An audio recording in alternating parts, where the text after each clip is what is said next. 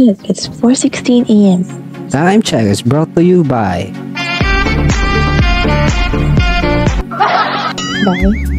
you Great. na wala pang tutog.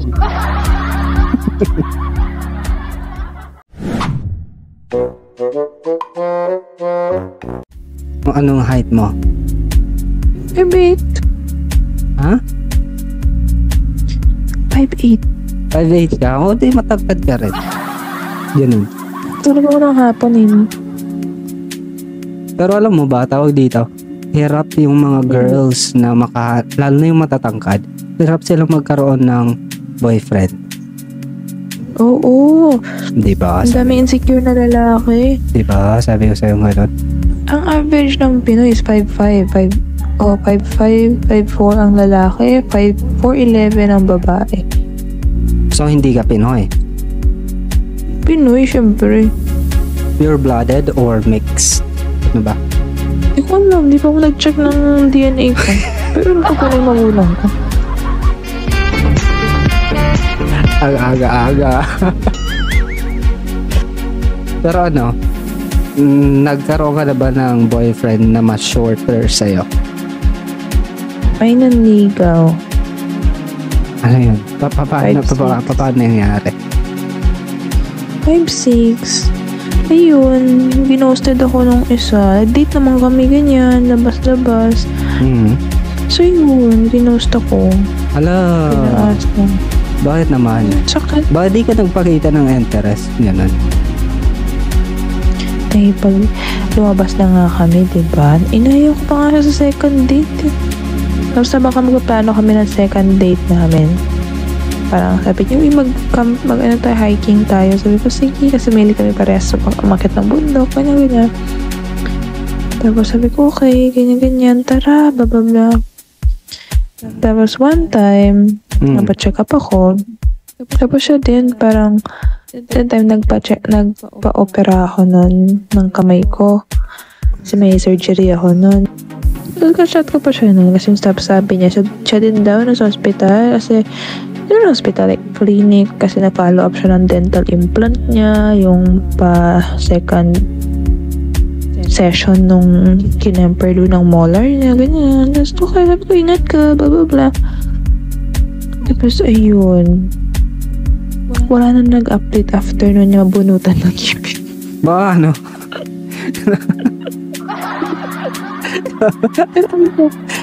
Pero Hindi lang sa bibig yung ginawa.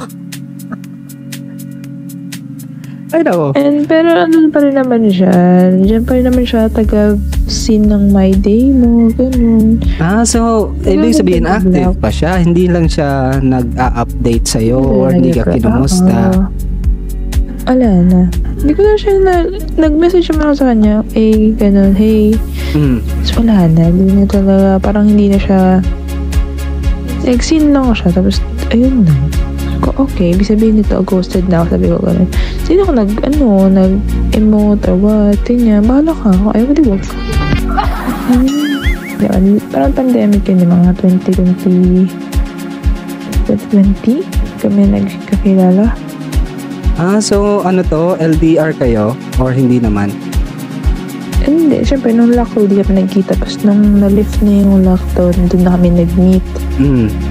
Matagal sa ba na-disappoint siya?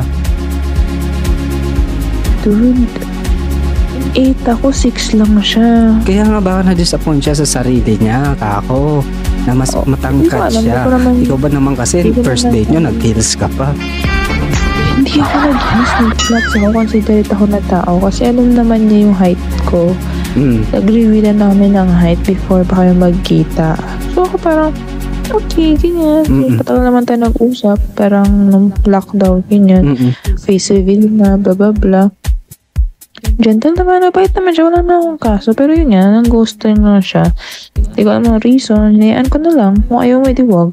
Alright. May question ako. Nag-kiss ba kayo? Hindi. Ayun, yun yung sinasabi ko. Pwede ako mag-kiss? Hindi. Kasi iniisip niya, pag nag-kiss kayo, siya yung titingkayad. Ganon. Tapos hawakan mo siya sa bewang. Malay ko doon, di ka na iniisip yun. Mas na matagal na yun. Oh my God. Pero hindi naman siya yung last na nanligaw na maliit. Grabe ka sa maliit. Oo, parang sabi ko, baka nga sa mga short kings tayo, di ba? Mas may nanligaw na naman. Ano naman height ng top? Parang sa 5'6". 5'6" lang din. Mahilig ka sa 5'6". Ano ba to, Bombay? Hindi. Ang mga ex ko, 5'11". Tapos bigla ka nang downgrade to 5'6". Ano nangyari? Ayun na nga, diba? Ito, mas malala itong pangalawang 5'6". Kasi yung okay yung 5'6" na una eh. Mabait, caring. Basta complete package na yun siya. Except sa siguro sa height. Pero ngayon nga, wala nga akong pag-em sa height niya nun. Siya na yun na-insecure eh. Hindi ko naman wala naman akong gamot dun, diba? Sabihin ko sa kanya araw-araw na, does it matter? Diba? Insecure siya. Diba? Parang sinasabi mo sakit yun. Uy, sakit yung insecurity ha. Pag hindi mo kayang palisit sa sarili mo yan, wala makakatulong sa'yo, diba? So, yun. Kung hindi natanggap yung height ko, di bala ka. Anyways, dun sa second na 5'6", ano naman to? Taghiwalay bago ikasal. Alam mo yun? Broken.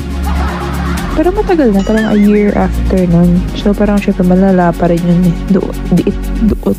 Ano? Ayusin mo. Matagal pa. Nanunuot pa yung sakit. Sure. Ganun. Nanunuot. Parang niluluto. Nagsisimmer. Marinated pa yung pain, sabihin niya na move on na siya, gano'n, yun niya. Okay. Pero nagpo-project na siya. So, parang, kasi syempre mahal mga babae. Isa sa mga susubukan ko, sa mga maniligaw ko, is pag umiiyak ako, anong gagawin mo? So, nag-iyak-iyakan ka? Masakit talaga yung puson ko. Like, sobrang sakit. Magkasama kayo na ito? Hindi. Tapos parang masama yung mood mo, syempre masakit na yung puson mo, masakit ulo mo. Alam mo yun, parang huwag mo makausapin. Oo, may mga kayong dilemma, ganon. Syempre isipin mo, syempre hindi ka naman nagpi-period, no? Halimbawa na lang yung feeling nung sakit nung period namin. Kasi yung period na yun, parang nasa 9 na siya, level. Normal na period nasa 6 ko, kaya-kaya lang. Pero yung period na sobrang sakit niya. Pagdag, sumakit pa yung ulo ko. So, iyak ako ng iyak. Tapos sa kanya, so, tumawag siya ganyan kasi di nga ako nagpaparamdam, bla. Pero iyak ako ng iyak. Tapos sinabihan niya ako, tigilan mo nga yung pag-iyak mo. Parang kasi baka di niya alam na gano'n. Gusto ko nang mamatay. Sino ba namang hindi? Halos ma-feeling ko nun. Hindi. Anong tawag? Yung mga intestine ko tinutuwid, di alam mo yun. Tapos sabihan mo, overreact lang ako. Kumuha ka ng puson, try mo. Alright. So ako, parang, hindi niya kayang i-manage yung gano'n, yung emotions. So, hindi siya emotionally equipped pa sa mga tantrums ng babae. Diba? Parang wala siya nanay at kapatid, diba? Grabe ka naman. Linubos-lubos po na, huy. Break. Wala pa yung break. Okay. Tapos, after nun, diba, alala mo nga, may ex-fiancé siya. Buti na lang talaga. Hiwalay sila, kawawa yung babae. Grabe ka na. Sign kasi sa akin, pag yung lalaki, siniraan niya yung ex niya. Next na yun, next. Pag normal ka na, guy, lagi ka nag-good morning before 8 a.m. Ay, wow. Obligasyon yan. Good morning ng 11 p.m. Ano? Good morning ng 11 p.m.? Nasaan ba siya? Middle East? Diba? Canada? Di ba magka-question yun? Di ka ba magtataka? Bakit parang, late yung chat? Diba? Baka sinend niya ng 6 a.m. tapos nagka-signal lang siya noong 11 p.m. Ganon. Oo, pero syempre, kahit iniisip namin yan, since wala kang explanation, ang mindset ng mga tao, hindi lang ng babae, parang worst case scenario tayo, di ba? Kahit naman, di ba parang pag-exam ka, masakit ang ulo mo, feeling mo may cancer ka na, yung mga ganun. So, since hindi nag-explain... Masakit talaga yung ulo, may cancer na. Hindi ko alam saan nilalagay dito yung sarili. Okay. Nga, parang yung lalaki, for example, kung may magbabago ka, kailangan mo magsabi ka, may gagawin ka na, uy, hindi ako mag-chat sa'yo kasi walang signal sa area na to. Alam mo yun? Kailangan mag-advisory ka para hindi ako mag-jump ng conclusion na. Grabe yung advisory parang NDRRMC. Hindi pag-asa. Feeling ko kasi respeto mo rin sa partner mo, no? Na hindi mo naman kailangan hintayin na tanungin ka. Saan ka na? Ano ginagawa mo? Ikaw yung mag-usa kung alam mong yung partner mo hahanapin ka. Kung may partner ka naman na hindi naghahanap, huwag ka na mag-update. Siyempre, hindi ka naman hinahanap, diba? Pero kung may partner ka mahilig maghanap sa'yo, diba? Common sense naman siguro, no? So, binasted mo siya? Ganun? Oo, magkatawa pa ako dito. Blinak ko siya sa kabilang platform. Blinak niya ako sa kabila. Wait lang, saan platform to? Sa Messenger, blinak ko na siya. Okay. Tapos, blinak niya ako sa Facebook. Ending? Nakita ko na-block. Naka-block na kami sa isa. So ngayon, wala ka nang manliligaw na short? Oo, sabi ko na after nun, parang sabi ko, ay, balik tayo doon sa dating programming, no? Balik tayo ng matangkad. Kasi ayoko nang ayoko nga na talaga na, parang mas marami pa akong sakit sa puso sa mga pandak kaysa sa matatangkad, eh. Ang sakit sa ulo ko lang sa matangkad, bare minimum lang, alam mo yun. Grabe sakit sa puso sa mga pandak. Dude, wala ka na nga, maliit ka na nga lang, pinagbigyan ka na nga, sabi yun, parang wait lang, since 5'8 ka, may question ko, sumasali ka ba sa mga beauty pageant? Hindi. Wala akong sports. Wala. Sa bahay lang ako, tamang higa, tulog ka. Alright, so ngayon, ano yung mga standards mo sa mga susunod mong manliligaw? Siyempre, matangkad. Ano yung minimum height nila ngayon? 5'10". Medium build. Ayoko na malaki yan dyan. Ano yung butete? Oo, healthy. Hindi madaling mamatay yun. Obesity yun. Wala sa sakit sa puso kasi healthy. Yun yun. Okay. Mga ilang taon to? Basta hindi minor. Tapos hindi amoy lupa. Amoy lupa? Mga 25 minimum age. Kasi feeling ko yung mga 24 minor pa yan eh. Hindi pa wala pang experience sa buhay. Yan mga hagagad lang sa college. Grabe ka sa walang experience sa buhay. Oo. Ilang taon ka na ba? Di ba po nahuhulaan? Okay. Sige. Hindi ka pa naman lampas sa kalendaryo, no? Malapit na. Grabe ko. Agoy. Ayoko ng LDR pass. Okay. With the LDR.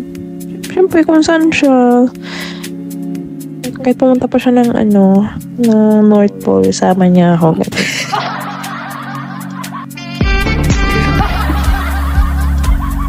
Wala ka ng qualifications na iba? Pero mataas sa IQ. Mga ilan to? Ilan yung IQ? 100? Ganon? Above average. 99.9. Hindi na mas pa yun. Mas matalino pa yung kwago dun eh. EQ niya din dapat mataas. Emotional quotient. Hindi na siya dapat matalino. Dapat emotionally smart din siya. Dahil emotional akong tao. Dapat kaya niya. At ano yung ano? mangyari yun? Ano yung downside na dapat? Kasi parang perfect guy naman to eh. Hindi 5'10", naman perfect ko dito. IQ na above average, tapos IQ na above average, tapos nasa mature age of thinking. Ano yung downside niya?